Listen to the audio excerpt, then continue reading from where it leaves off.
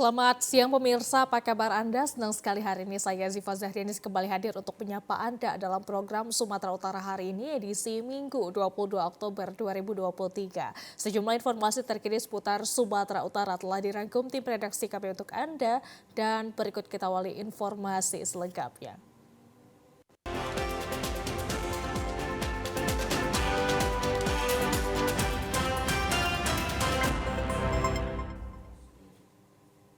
Kita berada di informasi pertama pemirsa, kontribusi santri dalam berjihad jayakan negeri masih dipegang teguh oleh pesantren. Hal itu dibuktikan lewat perannya pada dunia pendidikan di era globalisasi saat ini. Pesatnya perubahan zaman yang syarat dengan perubahan sosial masyarakat namun tidak berpengaruh bagi lingkungan pesantren yang selalu mendidik generasi muda Islam dengan ilmu agama dan ilmu pengetahuan. Sejalan dengan tema Hari Santri Nasional tahun 2023, Jihad Santri Jayakan Negeri. Pondok Pesantren Darus Solihin Jalan Ring Road Utara, Kelurahan Aek Paing, Kecamatan Rantau Utara, Kabupaten Labuan Batu, Provinsi Sumatera Utara, senantiasa memberikan semangat berjihad agar santri dan santriwati memiliki nilai juang dan usaha serta ikhtiar dalam menegakkan agama Islam demi memajukan bangsa. Ilmu agama yang diajarkan bagi para santri dan santriwati agar pemuda Islam berakhlakul karimah. Lingkungan santri juga disibukkan dengan kegiatan layaknya para siswa sekolah pada umumnya. Bahkan santri dan santriwati lebih memiliki waktu yang lama untuk mengikuti berbagai kegiatan ekstrakurikuler karena selama 24 jam berada di pesantren. Kedisiplinan dan ketekunan setiap santri dan santriwati terlihat dari latihan paskibra dan marching band serta pramuka, menunjukkan bahwa jiwa nasionalis sangat ditanamkan kepada setiap diri anak-anak pesantren. Salah satu bukti bahwa pesantren juga concern terhadap bidang olahraga, di mana seluruh santri diberi ruang untuk menekuni berbagai bidang olahraga. Bahkan salah seorang santri bernama Muhammad Gaizan Lubis berkali-kali memenangkan kejuaraan tapak suci. Dan luar biasanya baru-baru ini mengharumkan nama Sumatera Utara dengan meraih medali emas pada kejuaraan nasional di Sumatera Barat. Muhammad Gaizan Lubis mengaku bangga menjadi santri karena selain dapat belajar ilmu agama, juga belajar ilmu pengetahuan layaknya peserta didik di sekolah umum dan masih bisa berkreasi di bidang olahraga. Muhammad Gaizan menyatakan bahwa lingkungan pesantren tidak membatasi santri untuk terus berkreasi.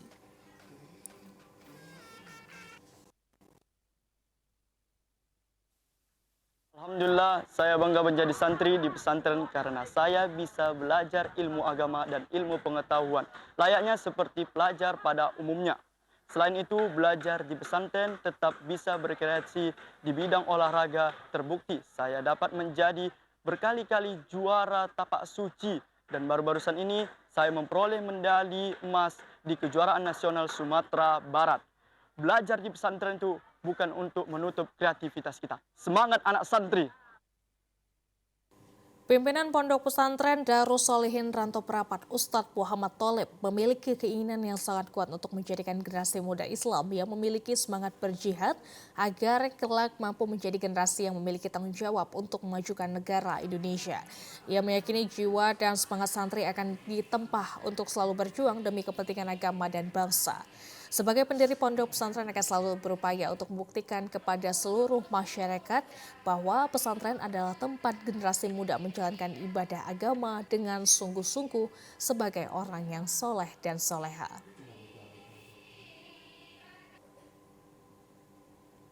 Alhamdulillah, melalui Pondok Pesantren Darus Solihin Kabupaten Labuan Batu, Sumatera Utara, insya Allah akan melahirkan generasi-generasi muslim yang mereka kaya terhadap ilmu pengetahuan dan keterampilan, sehingga apa yang dicanangkan atau yang diusung dalam tema Hari Santri Nasional ini bisa terwujud, yaitu jihad santri jayakan negeri Republik Indonesia. Allahu Akbar. Assalamualaikum warahmatullahi wabarakatuh.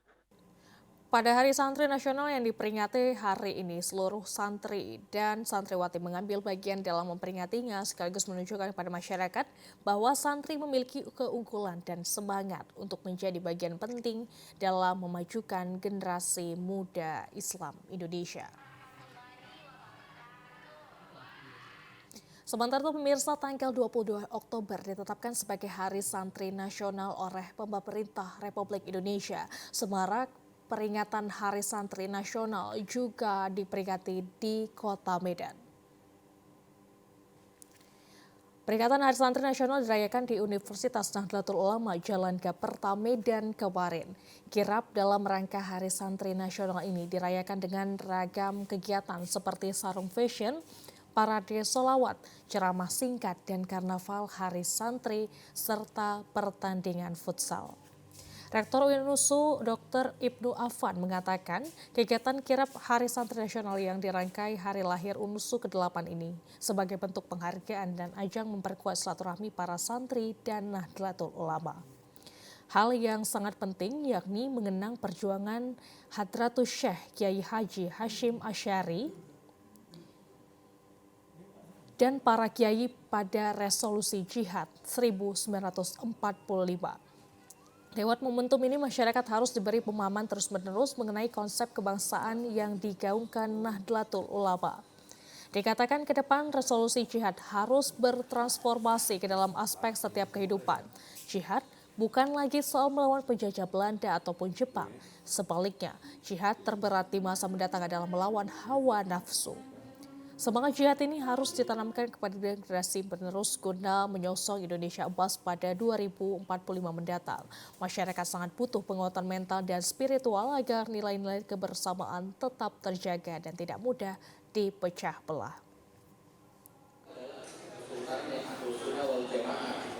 Tentunya kita berharap di pelaksanaan Hari Santri ini bisa semakin menguatkan dan mengokohkan perjuangan kita dalam rangka untuk mengisi kemerdekaan ini, yaitu dengan belajar. Kita berharap kawan-kawan, adik-adik kami di santri ini semakin belajar, ya semakin memperkuat kemampuan daripada masing-masing untuk bisa membangun negeri ini. Saran kita tentunya peringatan ini bisa terus berjalan setiap tahunnya, dan setiap tahunnya kita upayakan untuk melakukan peningkatan pada setiap kegiatannya. Ini yang kita sarankan ke depannya. Jadi bisa momen-momen seperti ini bisa berlangsung dengan baik ke depannya. Sultan Delhi 14 Mahmud Arya Lamanjiji Perkasa Alam mengharapkan kegiatan kirap ini menjadi bagian monumental untuk menggerakkan santri, termasuk penghormatan kepada para santri yang ikut berjuang dalam mempertahankan kemerdekaan Indonesia. Kemeriahan Hari Santri tidak hanya dirasakan para santri saja, namun juga dirasakan masyarakat pada umumnya. Ketua BEM Munawar Khalil Nur mengatakan peringatan Hari Santri Nasional ini bertujuan untuk mempererat hubungan baik antara santri dan masyarakat guna menangkal masuknya aliran-aliran atau paham yang tidak sejalan dengan Al-Husnah wal Jamaah. Pihaknya mengajak para santri mengambil berkah untuk memeriahkan Hari Santri. Jadi Hari Santri Nasional ini harus menjadi momentum yang wah di universitas atau di perguruan Nahdlatul Ulama. Untuk di momentum Hari Santri Nasional ini, dan kebetulan juga di bulan ini juga hari lahir Universitas Nahdlatul Ulama, pesan saya semoga kita semua semakin semangat untuk menjalani apa-apa yang menjadi hari-hari nasional di dalam universitas atau Nahdlatul Ulama itu sendiri.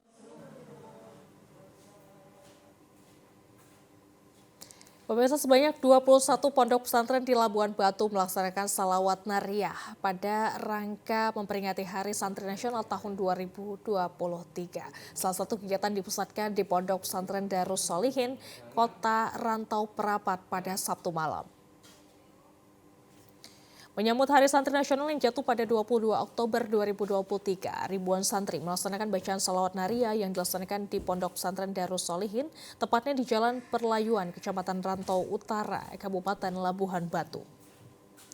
Pada kegiatan pembacaan salawat naria ini, selain hadir para santri dari Pondok Pesantren Darus Solihin, juga dihadiri seluruh ASN dari Kementerian Agama Kabupaten Labuhan Batu, beserta KUA pimpinan madrasah dan pimpinan pondok pesantren. Sementara dalam keutamaan membaca salawat nariah, bacaan ini bisa terhindar dari segala mara bahaya dan penyakit, terutama bagi rakyat Indonesia, terkhusus di Kabupaten Labuhan Batu, serta melancarkan segala pintu rezeki dan mengabulkan hajatan setiap orang. Kakan Kemenak Kabupaten Labuhan Batu Aswin Pasaribu mengatakan sebanyak 21 titik pondok pesantren yang ada di Labuhan Batu melaksanakan salawat naria dengan total bacaan sebanyak 500.000 bacaan salawat naria. Kegiatan ini salah satunya dipusatkan di Pondok Pesantren Darus Solihin. Negara kita dalam waktu dekat tidak terlalu lama lagi akan melaksanakan pemilihan umum atau pesta demokrasi. Mudah-mudahan selawatan nariah ini dan doa yang dikumandangkan, bacaan-bacaan dikumandangkan, kiranya bisa menjauhkan dari segala bentuk bala, mara bahaya, ataupun pertikaian dan percekcokan, khususnya di Republik kita ini, bil khusus di Kabupaten Labuhan Batu. Kegiatan salawat naria yang dipanjatkan diharapkan dapat mewujudkan silaturahmi dan kebersamaan yang bertujuan untuk kedamaian rakyat Indonesia agar terhindar dari musibah dan mara bahaya. Kita ke informasi lainnya, pemirsa. Komisi Penyiaran Indonesia Daerah Sumatera Utara menggelar rangkaian kegiatan turnamen bulu tangkis bertajuk Badminton Influencers Tournament dengan tema literasi siaran sehat bagi generasi Z. Turnamen ini digelar di Gedung Olahraga PBSI Sumut, Jalan William Iskandar, Kabupaten Deli Serdang. Untuk mensosialisasikan gerakan literasi siaran sehat bagi generasi di Kota Medan, Sumatera Utara, Komisi Penyiaran Daerah Sumut menggelar turnamen bulu tangkis antar influencer di media sosial yang berlaksana di GOR PBSI Sumut, Jalan William Iskandar, Kabupaten Deli Serdang. Diikuti 8 influencer media sosial Sumut di berbagai bidang serupa selebgram, YouTuber, dan platform media sosial lainnya. Turnamen bulu tangkis ini digelar untuk menyadari pentingnya berolahraga bagi anak muda.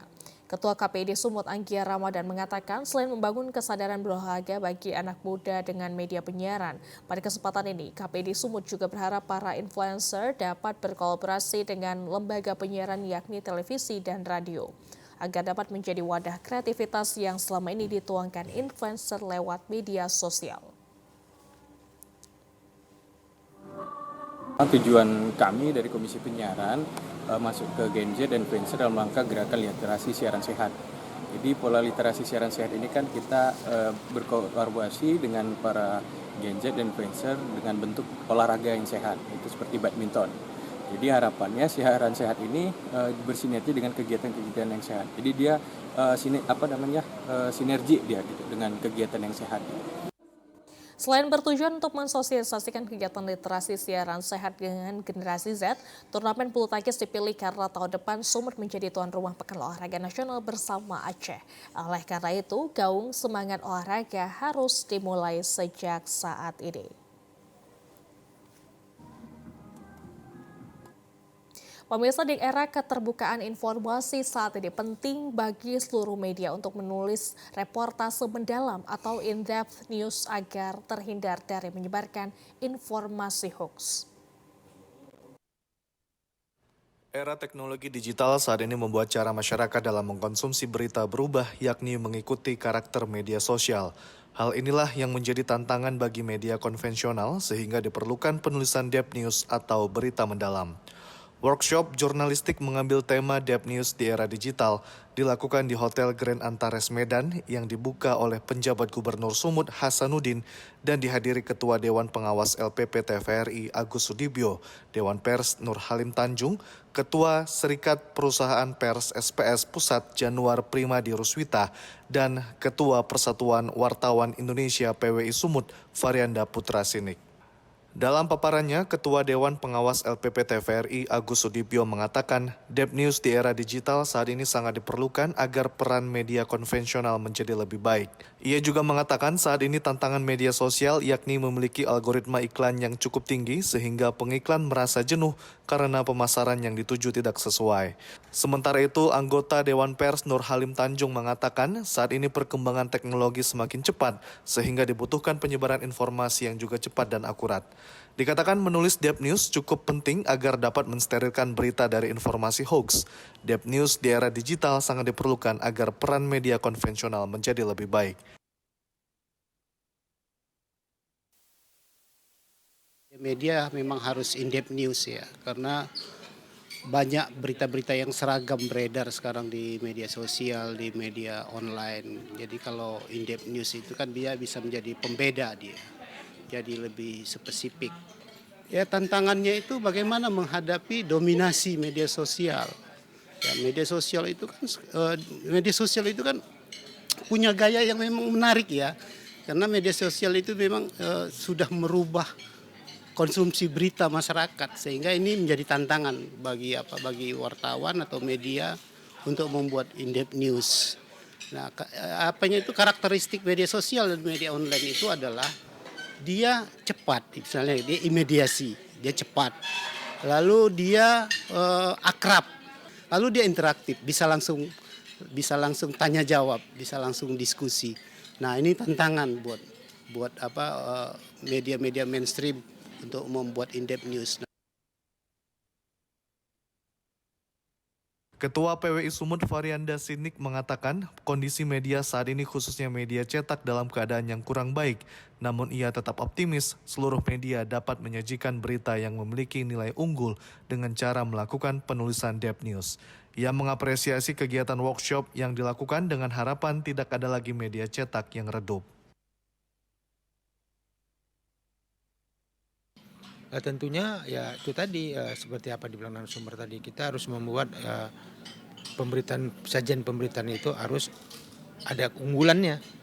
Di mana keunggulannya? Termasuk in-depth news tadi.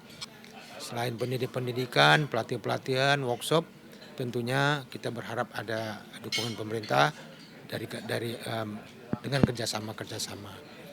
Seperti saya sampaikan tadi kepada pejabat gubernur, kalau bisa kerjasama media cetak dan media-media yang ada di Sumatera Utara ini lebih ditingkatkan lagi ke depan.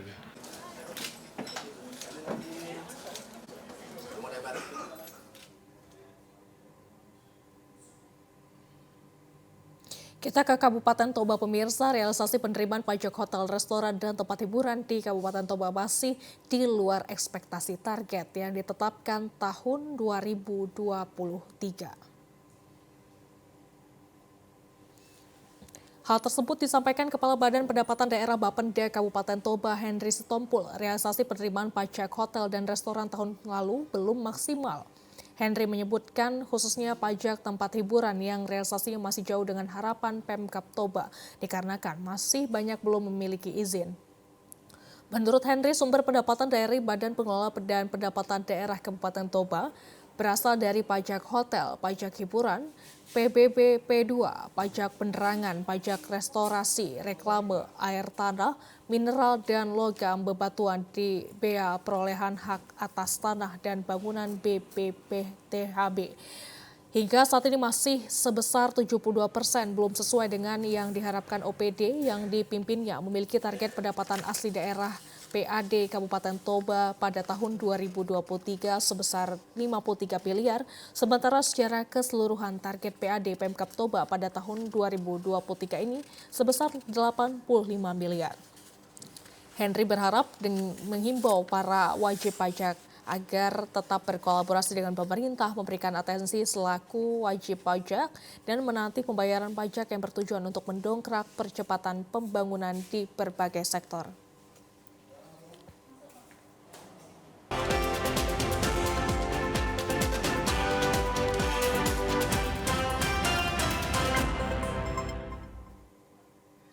Terima kasih Anda masih bersama kami dalam program Sumatera Utara. Hari ini pemirsa, upaya pencarian seorang pria korban hanyut di Sungai Pilah yang dilakukan tim gabungan yang terdiri dari BPBD Labuan Batu, Basarnas Tanjung Balai Asahan, personil TNI Polri dan warga pada hari ketiga membuahkan hasil. Jasad korban ditemukan petugas mengapung 2 km dari titik awal korban tenggelam. Jasad Diowardana Hutapea, 21 tahun, warga Painduan, Rantau Prapat, Labuan Batu, diketahui tenggelam pada Kamis sore. Akhirnya ditemukan petugas gabungan sejauh 2 km ke arah hilir Sungai Bilah, tepatnya di lingkungan Sebuaya, Rantau Selatan, Labuan Batu pada Sabtu sore. Dengan menurunkan 3 perahu karet dan dibantu warga setempat, akhirnya di hari ketiga pencarian yang dilakukan petugas gabungan akhirnya membuahkan hasil. Baur Inafis Polres Labuan Batu Aibda Juni Syahputra menjelaskan, korban ditemukan setelah dilakukan upaya pencarian bersama tim gabungan. Korban orang hanyut ditemukan mengambang di aliran Sungai Bilah, kemudian korban dievakuasi ke RSUD Rantau Prapat untuk dilakukan visum. Kita ke informasi lainnya, pemirsa. Jembatan C Air Tenang yang berada di Kecamatan Batang Serangan, Kabupaten Langkat, kondisinya sangat memprihatinkan. Jembatan ini sempat viral di media sosial dan langsung dikunjungi Bupati Langkat. Namun hingga saat ini belum ada perbaikan. Beginilah kondisi jembatan yang menghubungkan 2 kecamatan, yakni Kecamatan Padang Tualang dan Kecamatan Batang Serangan, Kabupaten Langkat. Jembatan ini merupakan akses utama untuk menuju objek wisata alam Tangkahan dan puluhan desa yang berada di Kecamatan Batang Serangan. Rusaknya jembatan ini disebabkan setiap harinya dilintasi truk bermuatan overkapasitas yang dilakukan puluhan pengusaha galian. Ditambah lagi dengan penimbunan proyek pembangunan jalan tol Langkat menuju Langsa, membuat mobilitas truk overkapasitas semakin bertambah. Jembatan ini sempat diperbaiki oleh seorang pengusaha galian yang berada di Kecamatan Batang Serangan, namun hanya perbaikan sementara untuk mobilisasi truk galian. Perbaikan yang dilakukan berupa memotong besi baja bagian bawah jembatan yang rusak dan mengelas kembali tanpa besi penyangga, menyebabkan rasa khawatir untuk dilintasi. Sementara itu bagian atas jembatan hanya ditutupi oleh plat besi tanpa adanya penjelasan. Hingga saat ini masih banyak lubang yang terbuka yang mengancam keselamatan bagi pengguna jalan. Salah seorang masyarakat di Ki Septian mengatakan rusaknya jembatan sudah terjadi cukup lama sejak pengerjaan proyek jalan tol dan instansi terkait seolah membiarkan truk overkapasitas melintas dengan bebas tanpa adanya larangan. Perbaikan ruas jalan kawasan strategis pariwisata Danau Toba di Situnggaling, Tongging, Kecamatan Merek, Kabupaten Karo 90% telah dikerjakan. Dinas Pekerjaan Umum dan Penataan Ruang Pemerintah Provinsi Sumatera Utara (UPTD) PUPR Kabanjahe secara intensif melakukan peningkatan pemantapan infrastruktur ruas jalan wisata Danau Toba di Simpang Situnggaling, Sitongging hingga batas Dairi dan Kecamatan Merek, Kabupaten Karo. Pemantapan infrastruktur ruas jalan dilakukan untuk pengembangan destinasi wisata Danau Toba dan meningkatkan kunjungan wisatawan mancanegara. Perbaikan akses jalan sepanjang 13,10 km ini menghabiskan dana Rp29.675.000.000 bersumber dari APBD Pemprov tahun anggaran 2023 program hibah jalan daerah PHJD. Pelaksana lapangan pekerjaan jalan Marlon Manulang mengatakan pelaksanaan kontrak dimulai dari April lalu dan ditargetkan selesai pada November 2023. Saat ini pekerjaan ruas jalan kawasan Danau Toba Kabupaten Karo telah 90% diselesaikan. Ia optimis pekerjaan PHJD ruas jalan tersebut akan berjalan sesuai rencana untuk mendukung pertumbuhan ekonomi masyarakat dan pengembangan wisata Danau Toba.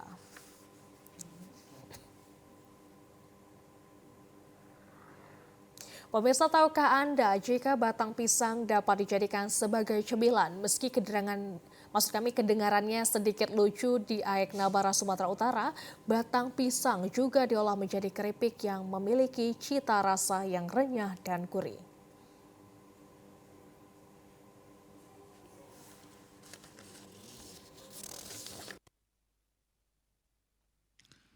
Batang pisang atau yang lebih dikenal masyarakat luas dengan sebutan umbut sering dijadikan bahan baku sayuran. Kini di daerah Aek Nabara, pengrajin UMKM sudah mengolahnya menjadi penganan keripik. Cara pembuatannya, kulit luar batang pisang dikupas hingga menemukan kulit yang masih muda dan berwarna putih kecoklatan. Pertanyaannya, batang pisang diiris tipis-tipis dengan panjang 15 cm dan lebar 2 cm. Untuk melepaskan getah dari batang pisang yang sudah diiris, terlebih dahulu direbus di air yang mendidih. Setelah direbus, lalu dilakukan proses penirisan agar air bekas rebusan benar-benar kering. Proses pengolahan menjadi keripik batang pisang, tepung terigu dicampur dengan air dan garam serta bumbu lainnya, diaduk. Setelah merata, batang pisang yang sudah diiris dicelupkan ke tepung yang sudah diadon dan siap untuk digoreng. Setelah penggorengan dilanjutkan dengan proses pengeringan atau spinner, sehingga keripik terbebas dari minyak. Pelaku UMKM keripik batang pisang, Julian Alamsari mengaku mengolah keripik batang pisang ini ditekuni sejak tahun 2021, di mana ia mendapat ide setelah mencicipi oleh-oleh keripik batang pisang yang dibawa oleh kepala desa dari NTB. Keripik batang pisang dijual melalui online dan dari mulut ke mulut. Sampai saat ini permintaan dari daerah lain sangat tinggi. 1 kilo keripik batang pisang dijual dengan harga Rp100.000.